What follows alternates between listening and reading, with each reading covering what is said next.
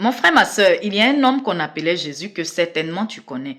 Cet homme-là a nourri tout un peuple avec 3 pains et 2 poissons et il y a même eu de la nourriture restante. Cet homme-là guérissait les malades, il faisait voir les aveugles, il faisait marcher les paralytiques. Cet homme-là chassait les démons qui s'inclinaient même devant son autorité.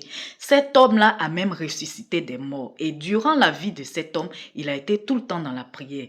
Généralement, quand tout le monde dormait encore, il ne faisait même pas encore jour à l'aube, il allait dans les montagnes pour prier, chose que je ne te demande pas forcément parce que le Saint-Esprit en nous, nous pouvons prier partout.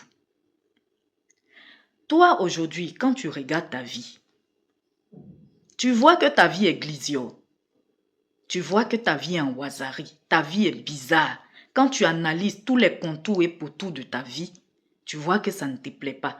Mais quand on te dit prière, je n'ai pas le temps. Quand on te dit jeûne, tu sollicites les gens pour prier pour toi pendant que toi-même, tu es imprégné des choses du monde. Tu as beaucoup de temps pour les choses du monde.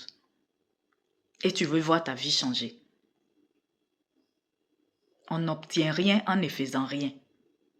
Tu ne peux pas espérer voir ta vie changer si toi-même, tu ne fais pas ce qui est nécessaire pour que cette vie-là change. Un peu de sacrifice, hein? Un peu de sacrifice. C'est vrai qu'il y a la grâce de Dieu, mais même si tu bénéficies de cette grâce de Dieu, que toi-même tu ne fais rien, tu risques même de ne même pas pouvoir saisir cette grâce-là. Donc mon frère, ma soeur, il est temps que tu te lèves pour ta vie. Il y a de ces personnes-là qui n'ont pas besoin de beaucoup d'efforts pour avoir certaines choses, pour avoir des avantages.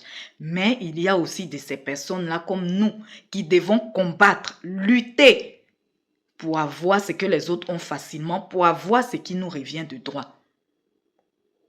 Dans quel camp te situes-tu?